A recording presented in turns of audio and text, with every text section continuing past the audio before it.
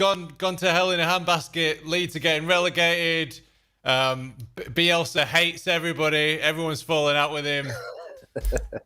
Welcome back. This is the Roaring Peacock podcast. We talk about Leeds United. My name's Adonis, and you know me as at the Adelites on Twitter. Very good hello from me. Joining us is the chairman of the board, Stevie.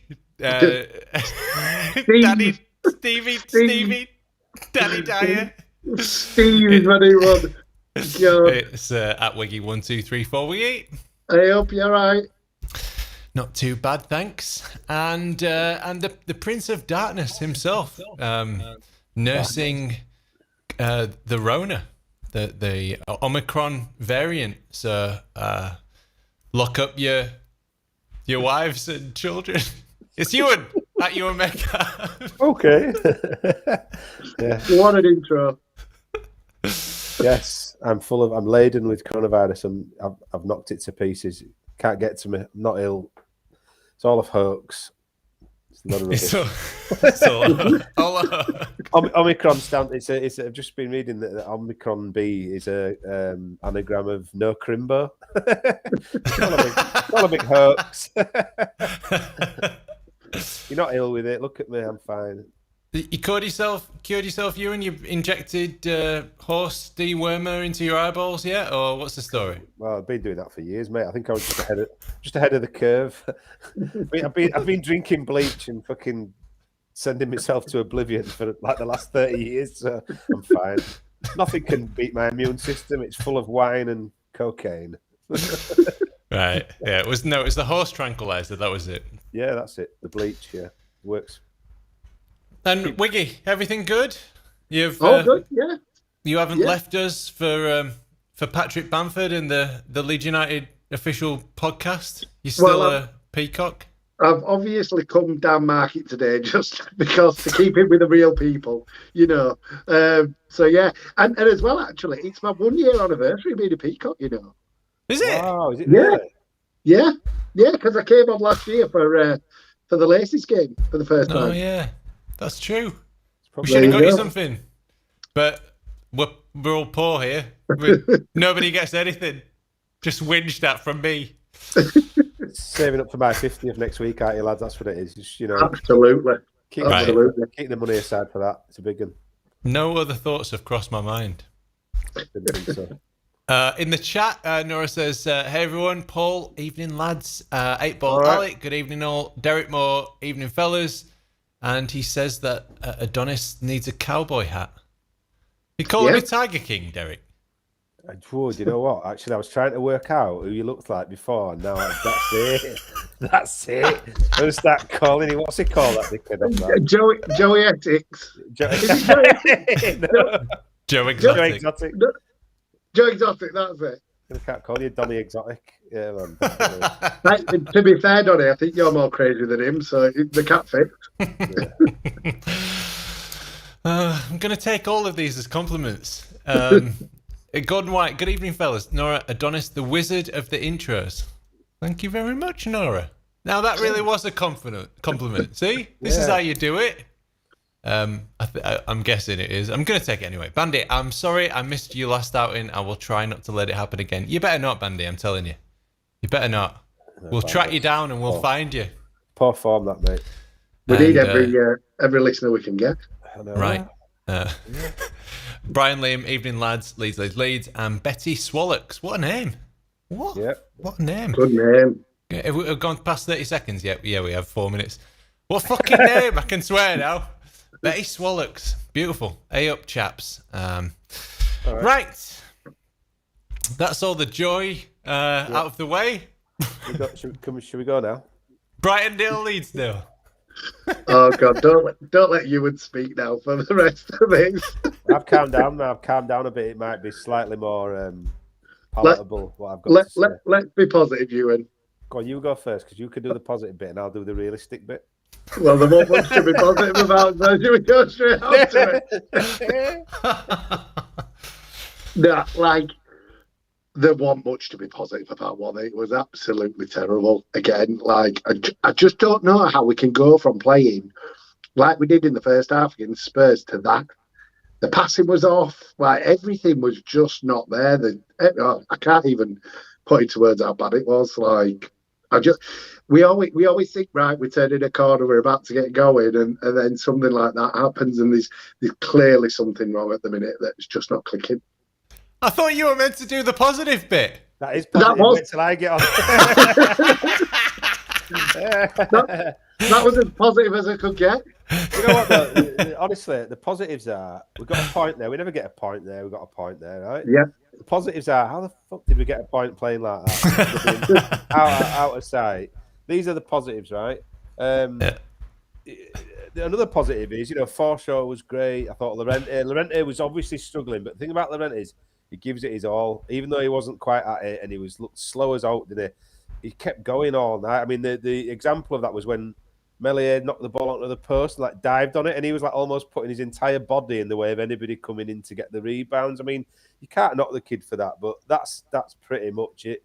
Melier, great goalkeeper, but seems to have forgotten how to distribute. I think his distribution's awful. It's really annoying me. So even in the positives, there's a few like caveats to that. Roberts played well. Do you know what? He did. He played really well. When he came on, made a big difference, got on the ball, made the right decisions. Again, criticism would be he probably should score that when Forshaw put him through. I think he probably should finish that. You know you're in trouble when Roberts is your best player. Exactly. Oh, he did really well. But yeah, if he's your shining light, we're seriously in trouble.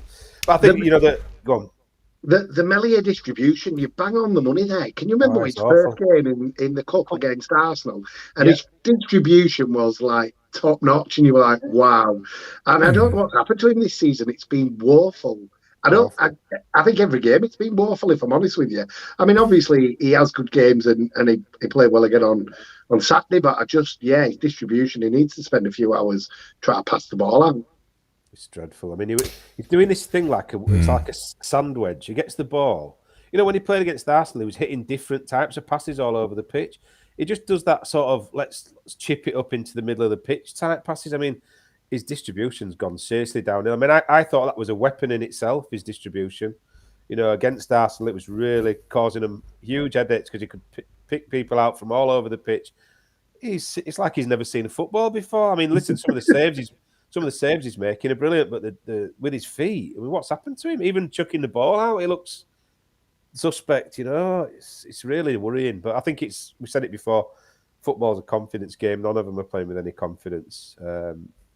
I think the thing for me, trying to be not get on my high horse like I did on the weekend.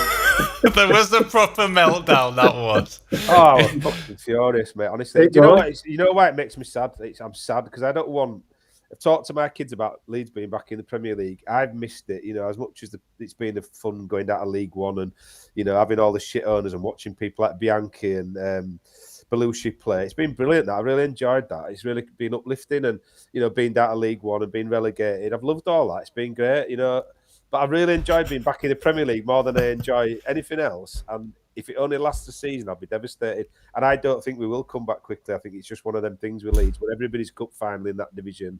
You get teams like Fulham and others. Everybody stays. Fucking don't when we go down. They're like rats out of sinking ships. A lot of them, Alan Smith, fucking anybody who you care to mention, they're gone in a fucking flash.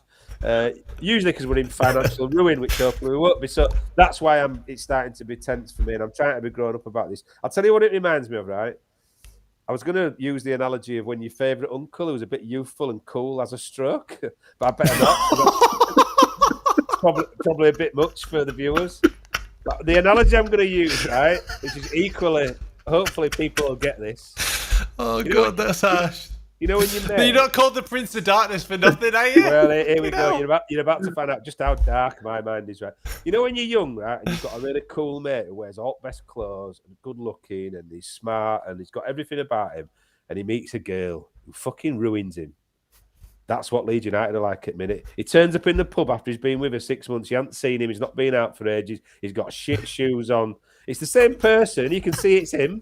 It's him, right? It's your mate. It's your cool mate from way back. But it's not you don't recognise anything about him. His shoes are shit. He's wearing a really shit jumper that she's bought him that he's got to wear. His hair's been cut crap. You know, he's got nothing to say. He's boring. You look at him thinking, I'm just waiting for the old, I won't mention his name, but you're waiting for your old mate to come back out of the, it's just a joke. He's been pulling our leg all along and it's not happening. He's gone, he's fallen in love. He's turned into a bird knob. None of his cool things are happening anymore. Anything he does don't come off. That's Leeds United at minute. You know it's there, but you just look at everything they do. Movement, passing, togetherness, enjoying it, you know, control of a football, playing at pace, everything is not the same. You're looking at them going, it's like they've all had a kind of group lobotomy or some sort of, aliens have come down and fucking, you know, abducted them and put like empty shells back on the pitch. That's how I feel. I liked the analogy, if I'm really honest with you. You know what I'm on about, though, don't you? We've all had that, mate. 100%. And you're just thinking, God, I hope he gets rid of her soon. Yeah, it gets back to being like the person we know and love. Well, that's exactly the same analogy as Leeds United at the minute. I love that analogy. It reminds me of a song as well by the Zootons, Remember Me. Yes. Great album, that as well. Zootons, cracking album. But you're still watching, like you're watching your mate in the pub from a distance as he goes to the bar and trips over the little rug on the corner and, you know, he orders half a shandy or something and you're thinking, you're watching Leeds with the same passion for just, please show me something, you know, and they did it at Leicester, they did it at Tottenham for half a game, but then they'd resort back to that and you just think, he can't get it back, he's lost his mojo, it's gone, you know, there's no getting that back. And, you know, people calling for, and I was furious on Sunday, but, you know, saying Bielsa's lost it and Phillips don't want to be there and da-da-da. That's just people being frustrated and angry and sad and all the things I've mentioned. I don't think anybody truly means those things. Bielsa's best thing that's happened to us in 25, 30 years. If you can't enjoy him, then probably should pack it in. But something not right, isn't there? Yeah, I mean, I must admit, I had a bit of a meltdown, like a tiny meltdown. I thought we turned the corner against Leicester. Before that, I was really worried we hadn't played well all season. We played terribly every single game, especially at Southampton where we hit absolute rock bottom. And it was a reminder of like pre-Bielsa supporting Leeds, where you didn't have any hope. You didn't have any ambition. There was no expectation. You know, it was just back to that. And, oh, well, you know, we'll lead it up again. But then Leicester and Spurs, I thought we played really, really well. I thought we've turned a corner. We're back. We're back, baby. We're staying up. And then it all just came crashing down again. And I feel like I was watching this team and I couldn't explain it. It's Jekyll and Hyde. Such a massive difference between Spurs and this. And you do start reading things into it. And I didn't even... I'm living in Austria, so I didn't hear the Redknapp theory. But I was saying exactly the same thing. And, you know, and obviously we're on the outside, and it's all speculation. And, of course, you never think, like, oh, your favourite people are going to split up. It's like your parents having an argument or something, you know, and you're in the back. We're full of analogies today. But you're searching for an explanation is what I'm saying. Because it was such... It really was like Ewan said, like aliens had come down and sucked all their brains out. Apart from Tyler's, because he hasn't got one, obviously, but, you know. They put one in Tyler's. That's what they've done. That's why he played well. They've took have to say, yeah. out and they've put one in Tyler's. We've been really harsh on Roberts. No, we have. I'm only kidding. For at least 6 months. So I just, before all the comments come in, he played really, really, really well. He did. He was unlucky. He was unlucky to score. Not to score. Go on, Wiggy. Something on your tip of your tongue? I am just listening and taking it all in, the observation. He's writing down my analogy. He's like, yeah. I've got it to a T. It's a brilliant one. I think it were a baby Shamil have ordered, though, not even half a lager and lime. Yeah, it was definitely something. Yeah, exactly. A baby shower in Luca's head. Some of your comments then, and thank you for sending them in. Paul says, God knows how we got a point, but at least we did. Gordon White on Facebook, have the wheels come off? The team seemed void of the ability to pass. Nora said it was a really sad game. Oh, Nora. Oh, Nora. Sweetheart.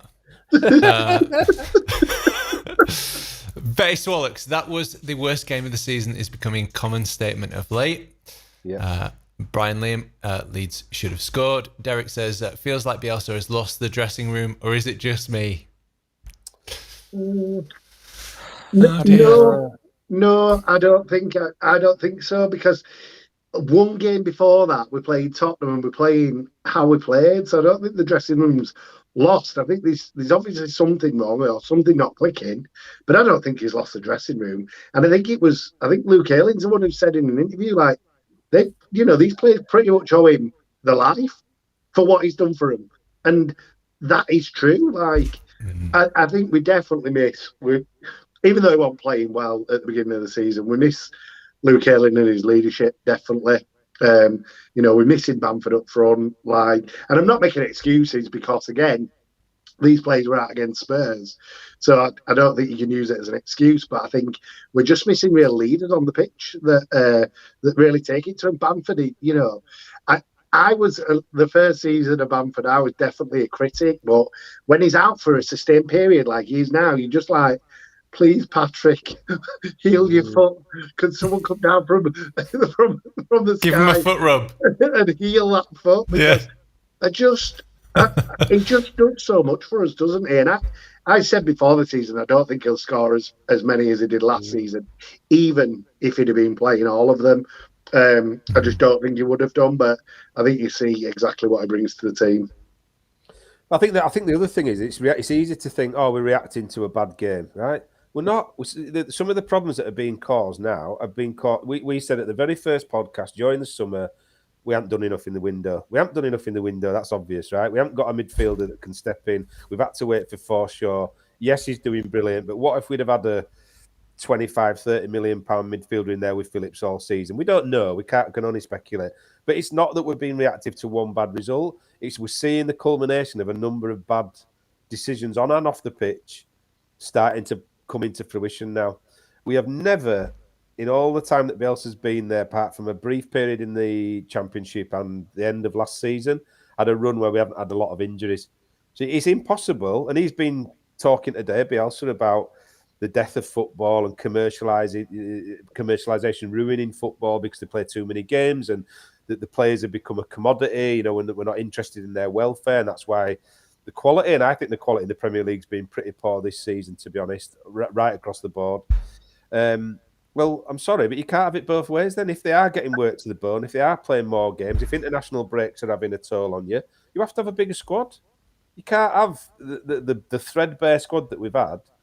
And I still don't buy into it, because when we're getting people back, we're still playing 4 or 5 people out of position every week. Shackleton's not a right back. Stroik's not a midfielder.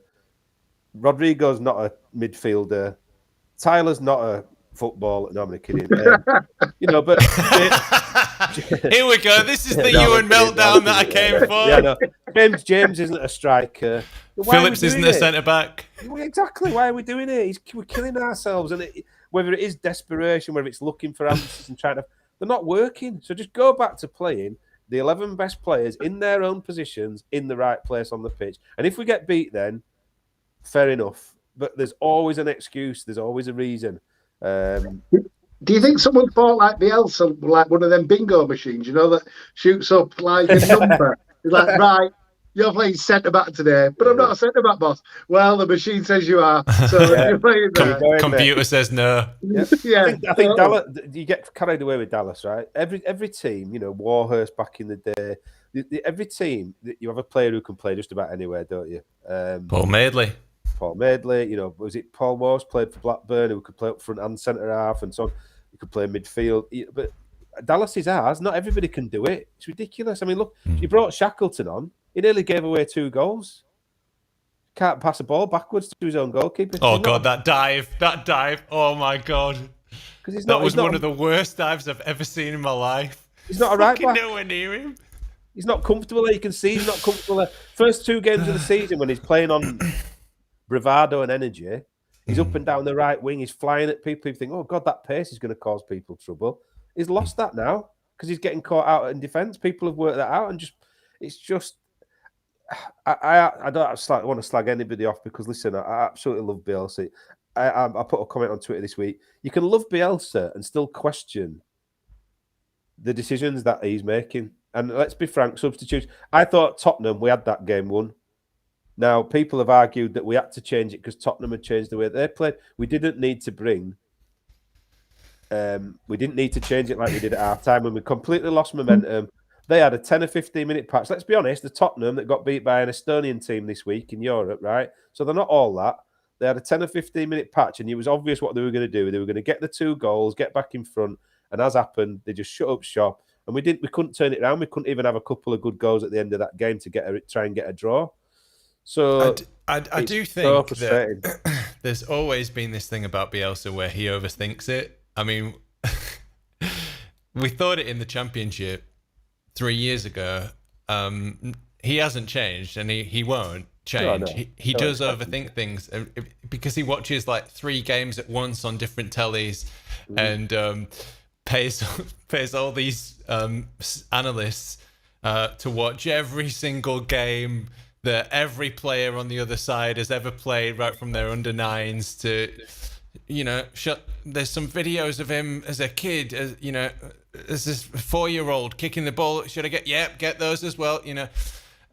So I think he does overthink things, and I think he focuses on the opposition a little bit too much. And I also think he makes too many tweaks and changes, and I also think that he plays people in the wrong position too much. But aside from that, he's completely perfect.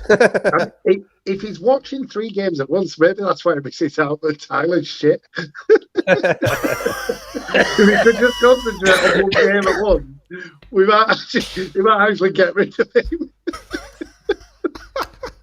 I think there is in all seriousness, there is a call. Just get back to basics. Forget all that. Get the 11 players or the 15 players that are in that match day squad to play football again, because, like you say, they can't string passes together. It's really worrying. How can you go from last year to this? It is like something's happened. I'm not suggesting there's any conspiracy off behind the scenes stuff. I have my theory. You know my theories about Rafinha. I mentioned it on thingy. We nearly fell out about it, me and you, Donny, which we never do. But there's something about his body language and that skulky look on his face, and the wearing fucking tights to come out on a pitch on a professional football match. Just send out the wrong message for me. You know what I mean? You want your players to come out bouncing, playing for each other, and that's the most disappointing thing. We don't look like we're playing for each other. Tyler pulled a face at Firpo the other day when he kicked a ball straight out from a throw-in, and he gave Firpo a look, right? Somebody did it the other day. There was a bit of finger pointing going on. Phillips we've said it since the Liverpool game. Phillips is making faces on the pitch which say to me, I'm not happy. So people can say it's a conspiracy theory and it's because we got beaten. Oh, Phillips is a legend. He's one of ours. Of course he is. Of course we want Bielsa to be brilliant. We want him to see out his legacy in amazing fashion and take us as far as he can, get us into Europe, whatever. Of course we want Phillips to be the captain for the next 10 years. It's not happening. Phillips is making faces on the pitch, which we're looking at and going, oh, he's not happy. We said it after the Liverpool game, didn't we, Donny? He was getting run ragged, and he was looking around as if to go, I'm on my own here. What's going on? It's not a recent thing. It's been happening all season. That's why we're not getting any better. That's why we have a good game and then 2 bad. You always want to progress, don't you? You always want to make progress. And he's gone away and played in like a very successful England team in a different type of setup with a different kind of manager. Yep. With sitting in a 2 with Rice next to him, his mate Rice. Yep. And he also was given the freedom to move forward, get forward as well. And he got that assist for England at the European Championships. And he played brilliantly. And I mean, okay, it was with Leeds fans' help. But he was England's Player of the Year or whatever. Not that it means much because it was an online vote, but it is difficult, I think, to stop progress, because he's been progressing year on year, himself as an individual and the teams he's been with, and to finish 9th last season and then to go into this season with the form that we've had, it's got to be frustrating, man. I mean, when I'm playing five-a-side and someone doesn't pass to me and I'm completely open, I'm fucking furious. You should see my face, Ewan. God, I bet you're furious all game because I bet they still passing you at all. You're not wanting to stop winging. They keep just ignoring, pretend he's not there. Yeah. Donny, you have realised you're on the wrong side of the fence, mate. That's why they're not passing to you, don't you? What are these bars in between me and the rest of my teammates? Dear. And rightfully or wrongfully, I totally get that about progression, but we were never going to finish any higher than 9th this season, never ever. And this season is about staying in the Premier League again, and that is progress. And I know that we're in a worse situation than we want to be. We all wanted to kind of be, comfortably mid-table and not in this position, but unfortunately, we are where we are. And I think the Phillips thing, and it's probably quite controversial, but for me, I think we need to cash Phillips in the summer. I do. We're not going to be where he wants us to be. That's a fact. And we're probably going to be able to get top dollar for him in the summer. And as long as that money goes back into the squad, and I love Phillips as much as anyone else, but if you're getting north of 80 to 100 million for him, for me, you take it and you reinvest it and you actually buy a whole midfield because we haven't got one. Yeah, I agree. And I don't agree. You want to keep hold of your best players. I think we've been a club through history that's suffered because we sell our best players. We've always been a kind of selling club. Them years where we didn't, where we kept hold of that kind of core team that went into Europe and to Champions League, amazingly, we did better because we kept the core team together and improved the side. We got rid of the dross around the outsides and the people around the kind of peripheries. I do think you have to hold it against players. I'd have Rafinha out of there all day long before Phillips. If you want to cash in on somebody, it'd be him. He'd go well before Phillips. I think the thing about the progress bit, which I think says that people are realistic, we said at the start of the season, during the Euros, what's progress this year? And we said staying in the same place. That's progress this year. We said that, right? We did not expect us to finish... Well, apart from Barney, we didn't expect to finish 5th or 6th in the Euros. Right? We didn't. He's so positive. Yeah, he did, yeah. But you know what? Good on him. I love people like that, but I'm not that person. So I was quite happy that if we finished 9th or 10th again, we've said it, it's on record, I'd have been more than happy. We weren't looking. Even if we were where we are now, but we were playing brilliant, we just had, poor run of results, whatever.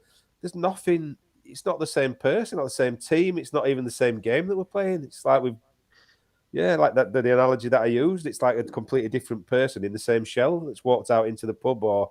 It's mad. I do really think, and I know we've got some tough games in December, but if we can put a couple of wins together, we're in a totally different space. The league is so tight. If you look at it, there's not much in it at all, and all it takes is a couple of wins and a draw, and we're right back in the mix in mid-table-ish. Bottom half of mid-table, but there's nothing in it. I agree with you, but I think the thing is, I said it on Sunday. I was really confident, right? Really confident. I was saying to you, if we win 3-1, this is the turning point, right? And that happens. So I was saying to you on the WhatsApp group, if we win today by a decent amount, we go to 14th. That puts a completely different spin on everything. My problem is we're looking at every game now saying that where they're coming from, mate. Where are them wins coming from? I don't think we'll do well against Palace or Brentford. So where are the wins coming from? Yeah, that's the thing. And I think if we were 14th going into this run in December, I think that'd just be enough maybe to keep us out of the relegation zone. Do you know what I mean? Because I do not expect to get anything out of City away, Liverpool away, and is it Chelsea away? Chelsea away, yeah. Yeah, I mean, they're the 3 hardest games in the Premier League. They're the only teams that have been consistent. And I wanted to just talk a little bit about consistency because I had kind of like a revelation the last few days. So I wanted to impart this on you. It's about training and I was thinking about Pavlov's dog, and I was thinking about Jordan Belfort, who's the Wolf of Wall Street. So this is where you're gonna, because you always call me weird, and now I'm apparently weirder than Joe Exotic. Anyway, this is how my mind works. Come on, Joe, give us it. What have you been smoking, Donny? Right. Well, I've stopped all that now. Pavlov's dog. So Pavlov was, I think, a Russian scientist, probably somewhere around there. It sounds like it. And he would ring a bell and feed a dog, right? So and then one day, so he trained this dog to think about food when he rang the bell, because every time he rang the bell, he'd give him some food. So he rang the bell, but this time he didn't give him food. He tested his mouth, and he was activated the saliva. So he got a physical reaction from this bell ringing. Basically, that's training, right? Yeah. Jordan Belfort is the Wolf of Wall Street. If you haven't seen that, fantastic film, very good, interesting guy. And I listened to his book. I was going to say read it, but that sounds too intelligent. So I listened to it on Audible. Other platforms are available, and he was saying that to prepare himself for a sales pitch, he would use like a sensory trigger to get him in the zone. And basically, if you have like a real good sales pitch and you sell an Eskimo a fridge or whatever it is, then you'll give yourself this sensory trigger, and the best thing to do is a smell. So he'll get like a fragrance and he'll smell it, and this will activate that kind of being in the zone. So the next time, before he goes and meets a client or before he gets on stage and does a public speaking, he'll smell this fragrance, and it'll be like Pavlov's dog ringing the bell, and it'll get him into the zone. So I think they can do something like that with the Leeds players. What, get a bell at Thorpe Arch or Ellen Road and we'll be fine. Do you know what? Claudio Ranieri, he did that, didn't he? He had Dilly Ding Dilly Dong. Yeah. Yeah. And that would be a sensory trigger that would get them into the zone. So it's about that, and I think that if we did something like that, then we'd maybe start to see a bit more consistency. One for the viewers: what smell are we going to put out there? All the Leeds United players to respond, right? I can think of a few, but yeah, horseman, yeah. I just see him ringing a bell and Tyler Roberts running around in circles after his tail.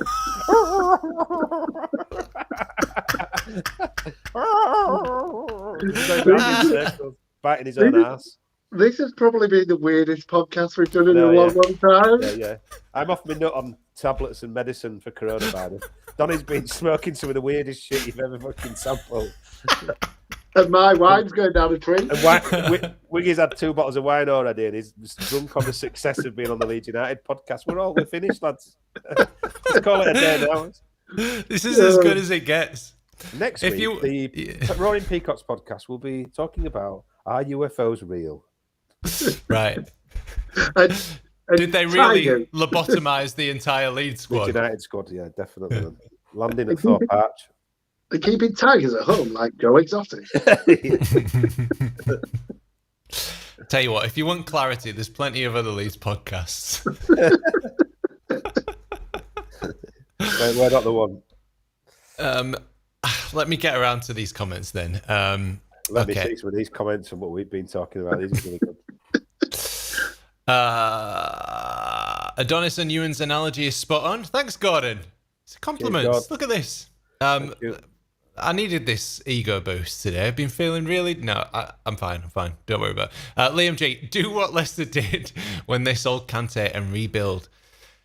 Yep, Betty Swallocks. I can't get over how good that name is. That's a cracking name, that is. We should already have had them extra wins. Gordon White, we're looking pre-Bielsa on the pitch. Pre-Bielsa. That was... Heckingbottom, wasn't it? Yeah. Heckingbottom. I think that, yeah. Jamie Slack, we're going down, lads. It's outrageous how poor we're playing. It's the positivity we need. Nora, Ewan and Wicky's confused faces when Donny did his speech. They were froze for about 5 minutes because it went on and on and on. I'm like, is he going to finish here or what? Like bedtime? The bell's going for my bedtime here. Is he still talking? Betty Swallows, can we have Pablo back instead of his dog? Derek, they didn't know where it was going. Liam J, cheaper to hire a hypnotist. That might work, you know. Tyler, score some goals. Hello. Shay's come to say hello as usual. Hi, Shay. He fancies himself as a bit of a podcast YouTuber, don't you? So he's. I'm not funny. I'm not being funny. You. He can't be any worse than you, mate. So. He's not though. He's probably going to be better, isn't he? Say hello and then do one. For people listening on the podcast, we were visited by one of Ewan's offspring. Yeah.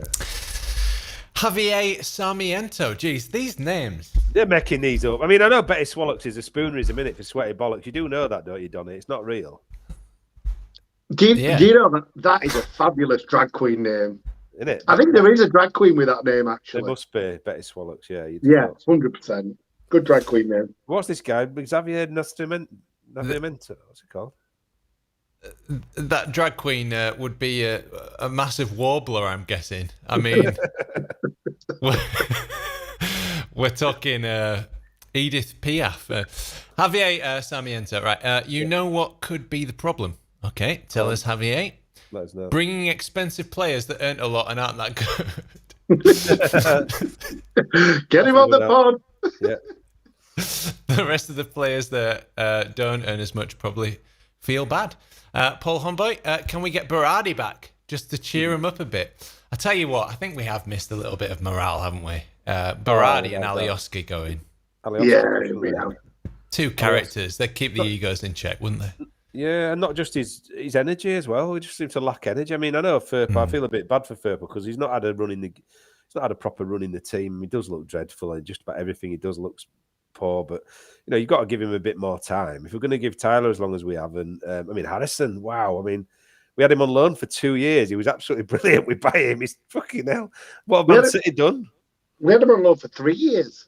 Did we? He was great, wasn't he? And he's gone absolutely to shit. There was a point on Sunday, he got the ball on the left-hand side. All he had to do was run and take the full-back on. He was in the box. He fucking stops it, passes it back to edge of area. What are you doing? Take him on and get a shot off. It's like just no confidence, no like will, no desire, no appetite, no, you know, just the confidence is shot to pieces. And you do wonder why. Why is that not getting any better week to week? Why is that not improving? Why we're not coming out? You know, Harrison had a good game against Tottenham, or certainly a good first half. It's not made any difference. He's gone backwards again in the next game. It's just madness. It's crazy. Shall I tell you a real positive though? And I really mean this. I do think there's at least 3 teams worse than us, so I think we'll be all right. I said it on Sunday, mate. There better be 3 worse than us because we're banging trouble. Listen, I've resigned myself now to the fact that we're banging trouble. I honestly look at the games and I just think, who are we beating? Who are we beating here? I mean, the thing that you said about change and people get twitchy about change, and particularly at the moment, is because Villa have changed. Look at them. They won 2 on the bounce, right? Playing completely different style of football and winning games. Norwich, who looked like they couldn't win a raffle, suddenly have won a game and drawn a game. Watford. That's why people get, well, let's change them, because at least if you pick up 10 or 12 points, you've got half a chance. It's not what I'm saying we should do, not at all, but that's why people are getting twitchy, because you've seen other teams around you doing it. You know, Norwich, are we going to finish below? Is the 3 teams going to finish below us? Burnley are always down there and always manage to get out of it, so they're probably going to end up not in the bottom 3. Yeah, Newcastle are going to spend £300 billion in January. But I think by the time January comes, Newcastle are gone. Newcastle are relegated for me. They're done. Like, they can spend all the money in the world, but that is not going to change overnight. It's who's going to want to come in it. That's the problem. Who's going to want to come playing? You know, if you've got loads of money, fair enough. If you 10th, 11th, 6th, whatever, if you're bottom of the Premier League going into the Championship, he's not going to attract many players, but they could spend their way out of it. It's going to be difficult, I think. But the depressing thing is we're in it. We're banging it. There's no run of 10 games where we're going to win every game or win 8 out of 10. I'm sorry. It's consistency, though, isn't it? I mean, if you get that team that whoever they were, that Leeds United that we've known for the last 3 years, if you get that team that played the first half against Spurs, bring them lot back. I like them. Then we'll be all right. We will. We can beat anybody if we play like that. We can beat Man City away with 10 men if we play like that. You know what I mean? But if we play like we played against Southampton, if we play like we played against Brighton, we're going to lose to everybody. How we got a point against Brighton is absolutely beyond me. Because they have a striker who can't score. They've not invested in a striker for 2 years. Yeah. That's why. They can't shoot. Decent striker, we're out. Their shooting is as bad as ours. If they'd have had Tyler Roberts, they would have beaten us. 4-0. 4-0. Okay, a few comments. Let's cheer ourselves up with some of your comments. Bandy, Frank Lampard's armpits would do it. Okay. I'm not sure. He's been what's happened there. I'm not sure what they're doing. No. Oh, smoking the same stuff as you, doesn't he? Is this the fragrance? This is the fragrance that is going to send us up the league. Good. Right, yeah, it's a good one, that, yeah. I would have thought his tears would... Gordon White, Larry, M.O. and Curly on the Roaring Peacock. A-Ball Ali, could our players be too fit? Here's an interesting one. Like, highly tinned, I'm guessing you're saying tuned. Highly tinned tuna. Highly tinned tuna. Swimming upstream. Highly tuned cars always breaking down. Betty Swallows, I'm changing it now. Changing the name. I reckon that's the smell. Sweaty bollocks. You get a sweaty bollocks smell. You kick it. I tell you what, there's going to be a lot of those if we're still 17th by May. Yes, of a drag queen who's working a night shift. That's the smell. Hey, they want halftime entertainment, don't they? At Premier League games now. Why not? We could have a Premier League. RuPaul's Premier League drag queen race. Betty Swallows. I've got a story about that for you, actually, about halftime entertainment. We'll do later if you want. What do we now? There's no order to this thing. There's an order to this. There's no order. I thought you'd got an order to this now. Yeah, so my dad was telling me a story about, there's been this big debate about halftime entertainment recently and the 25-minute halftime and let's make it more showbiz, which is a terrible idea, right? I was talking to my dad and my dad says, he said the best ever halftime entertainment. So my dad's a Geordie Newcastle fan.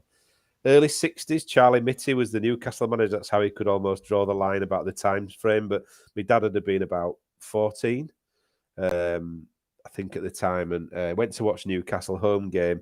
And Charlie Mitty had this idea, so he was ahead of his time, that it was no longer going to be the Salvation Army playing at halftime that they did every single week. It would be new entertainment. So his idea was to bring the RAF dog display team onto the pitch at St James's Park, and they would do a big display. So you can imagine the typical things: dogs jumping through hoops on fire and doing obstacle courses and so on and so on. Well, anyway, the crescendo, the kind of pièce de résistance of this display was a guy was going to come running out of the tunnel with a gun, a fake gun that shot, caps or whatever. Looked like the Michelin Man. He's got all this padding all around his arms and legs. So he comes running out, and these two RAF guys have got these very stern-looking Alsatians stood at the other end of the pitch. He was going to come running out, pretending to shoot this gun like a bank robber running out of a bank. And the guys are going to let the dogs off, and they're going to bring him down in the middle of the pitch, right? So at that time, there was no stewards. There was no massive police presence at games. At St James's Park, my dad describes it as there was two coppers, one who looked like Laurel, one who looked like Hardy, right? A big, fat, rotund guy and a little slim, skinny young guy. And they basically policed the whole of the stadium. Can you imagine in them days with the kind of attendances that they got, right? These two police haven't been told that this is going to happen, that this guy's going to come running across the pitch with a fake gun. So they, in their wisdom, thinking something's going on, run across the pitch to bring him down themselves, just at the same time as the RAF, attack dogs get let off the leash. Now, bear in mind, these attack dogs probably know the guy that's all banded up and Michelin manned up with the gun. See the two policemen attacking him.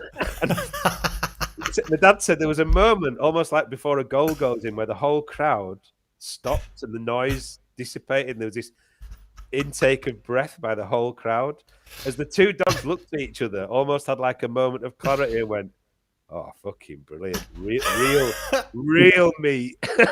Right? And absolutely attacked the two policemen and brought the two coppers to the ground with biting lumps out of them. There's this guy running across the pitch, getting taken down by two policemen, and then two RAF dogs attacking the two policemen. And they literally couldn't get the dogs off the police. Now, my dad was saying that the crowd were just in hysterics. It was like one of the funniest things. Everybody was laughing. These two poor policemen rolling down the floor with the dogs biting lumps out of them. But that's the kind of halftime entertainment we want. Wow. Never mind Beyonce or bloody Little Mix. We want attack dogs attacking policemen. That's what it's all about. Fantastic, that. So there you go. That's a story from the early 60s from my dad at St. James Park. Two very, very long stories or analogies tonight. Wiggy's got no concentration span, as he's like. I'm just like, what the fuck is going on? I did see an article the other day that says that our attention spans are lower than 9 seconds now. Wow. Shorter than goldfish. Mine is. Yeah. Social media and mobile phones for you. And everyone wants everything yesterday. Exactly. Crazy. I forgot to say hello to Nova, by the way. Nova's in. Hello, Nova. Nova, being able to bring Berardi on to kick the shit out of a few of the opposition might have them calm down a bit against us too. Tails are up, aren't they? And Liam G says few Glasgow kisses from Berardi would wake these lads up. Yep.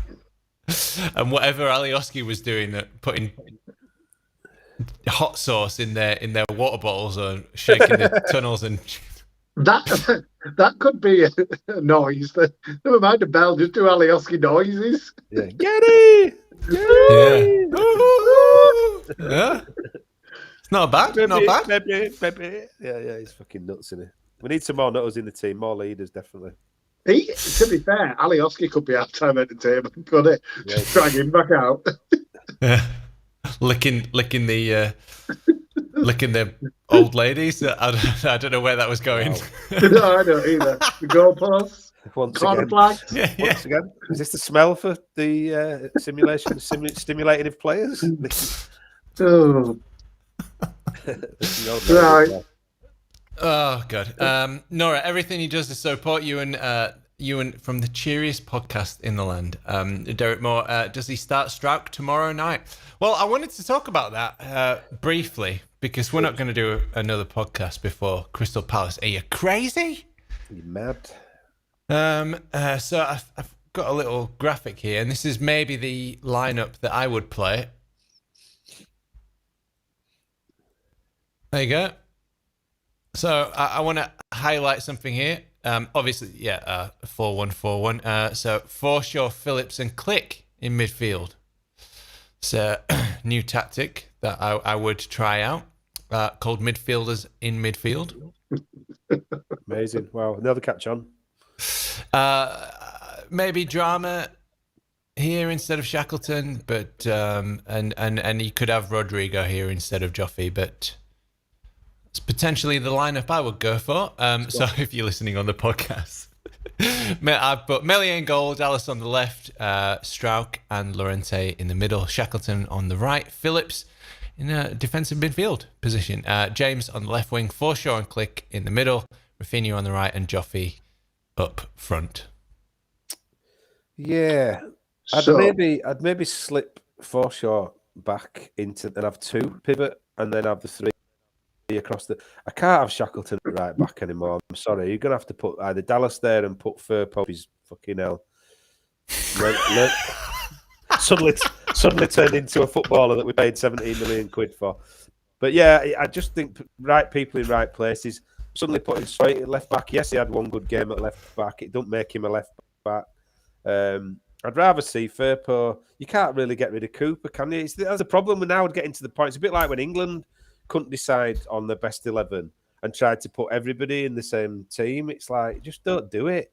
Just play the best 11. If Gelhart's not doing anything after six, get Rodrigo on up front.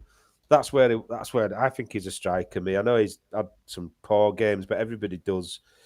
Just play people in the right positions. I know, Dallas is the utility man. If you can move him to right back, great. Put a left back at left back, play two centre halves at thingy. I just think that Phillips in that defensive on his own, and I think they will try to overrun us in midfield. I think he might struggle playing that defensive on his own. Maybe him and Forshaw just a bit of cover and let Click and James and Rafinha go off and run riot. The thing is, Donny, and I can see what you're doing, but we know Bielsa does not do wholesale changes, so it's never going to happen.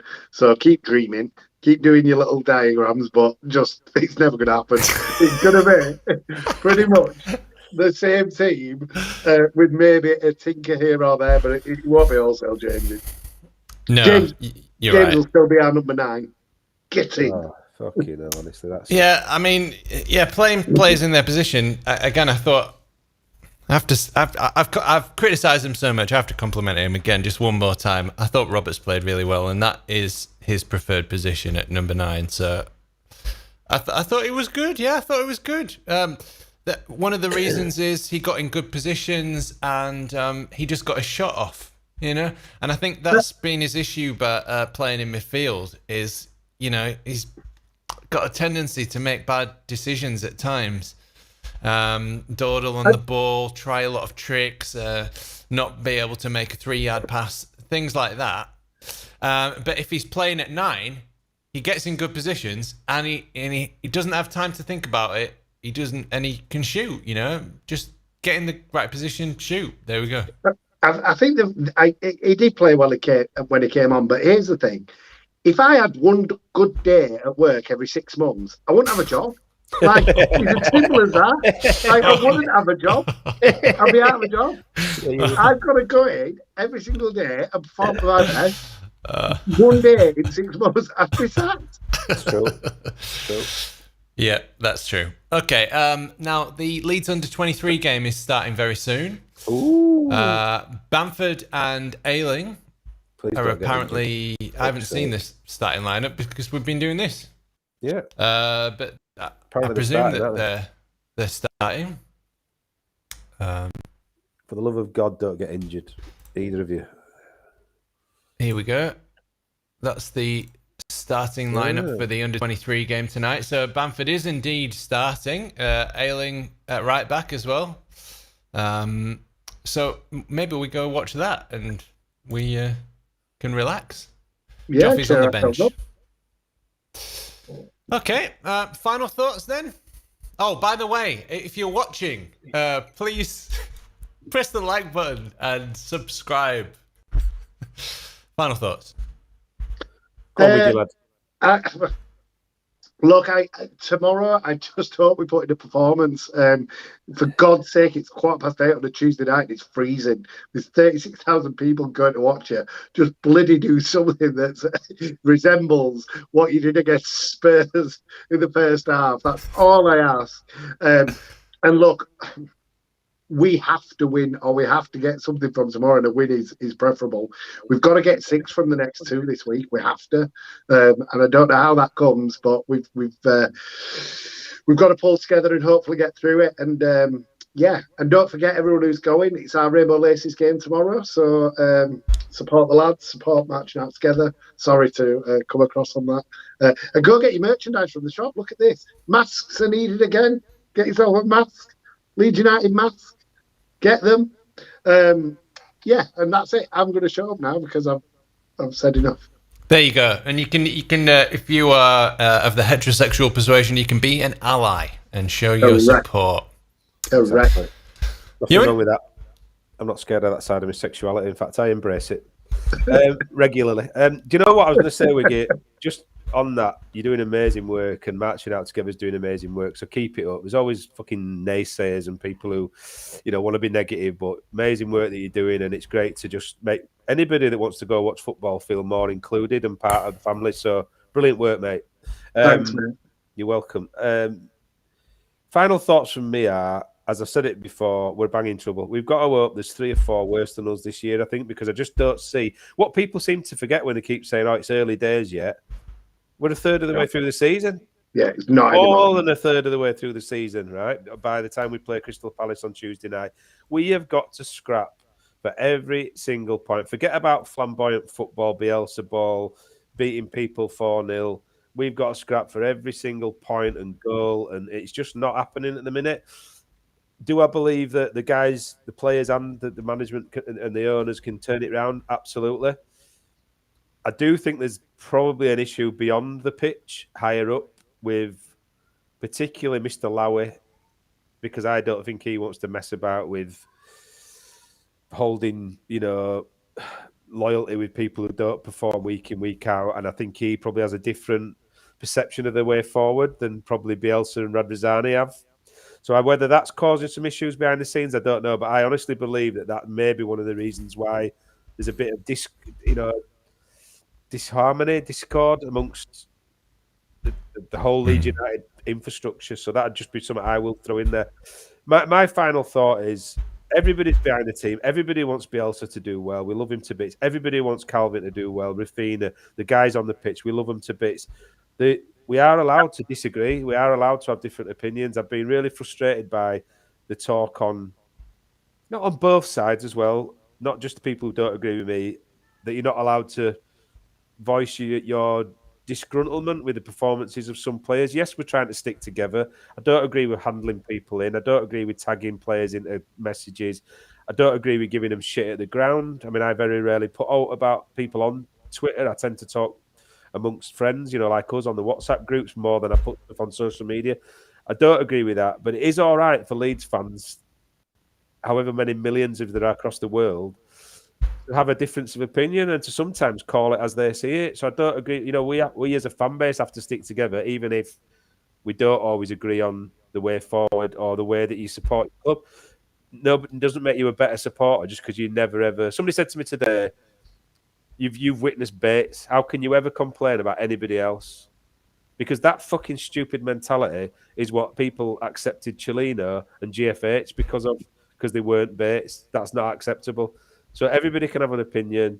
We can be disillusioned with the way things are going. There's a way to voice it. But let's all kind of stick together and see what we can scrap out of the next 26 games, because it's going to be hard. I saw one on Twitter that just made me laugh. It was... I love my mum to pieces, but when a Yorkshire pudding's a shit, I tell you. That is exactly it. Exactly, yeah. Rightio. Well, yep. I should say as well, Wiggy and marching out together, fantastic work. I think, when you see somebody bullying somebody else, or you see somebody who's struggling and clearly not comfortable in their surrounding, whether that's feeling safe or being ostracized for who they are, you really want to do something. I fucking hate bullies. I hate it. So you're going about it in exactly the right way. You're giving an outlet for people like me who want to do something about bullies and bringing the club into the 22nd century. So excellent work. Can't praise you enough. And if anyone wants to help support them, you can do so at Marching Out Together LUFC. LUFC on Twitter. So there you go. Can't remember. Right. Wait a minute. One last thing, right? I've got to mention it. Yeah, no. It's just very quick. It's football related, but not Leeds related. Napoli flying in Serie A. My team in Italy. 14 games played, 12 wins, 1 loss. 2 draws, plus 25 goal difference. Could it be on to win the Scudetto this year? If it is, there's definitely going to be a tour over there for one of the final games, so we'll get that on. I'm not being funny, you, but you bored me enough tonight without fucking going on about Italy. Keep watching. Beat Lazio, who are a team, by the way. This is part of the reason why it reminded me. Often associated with bigotry and homophobic and racist views. Turned up at Napoli last night, got twatted 4-0. So there you go. That's where bigotry and racism gets you. So, easy 4-0 win for Napoli last night against, Lazio. Lovely. Well, I hope you enjoyed that podcast. You can subscribe to us wherever you get podcasts from or on YouTube and give us a thumbs up and let us know that you love us. That'd be great. Hope you've enjoyed this podcast. We talked about dogs, maiming, policemen. We had Pavlov's dog, ringing the bells. Basically, and Tyler Roberts becoming an incredible striker for us. Who would have guessed it? Whatever you've got to do, we need to win these 2 games. Whether that's get your nose into some Betty Swallocks or Frank Lampard's armpits. I think the only way you can have this, Donny, is saying, and I'm Joey Essex. Good night. It's not even Joey Essex. It's the wrong guy. Joey Essex? He's that effeminate one. What's he bloody called? Joe Exotic. Joe Exotic. Joe Exotic. You get the joke right. The smells Yorkshire puddings. That's what it is. The smells Yorkshire puddings. That's what it should be. Right. Yeah. Who killed Don Lewis? There you go. That's your podcast. Come on, Leeds. Come on. United. Get into him. We'll see you soon. Thanks to all Right, your guys. comments. Lovely to see Cheers. you guys. Take care.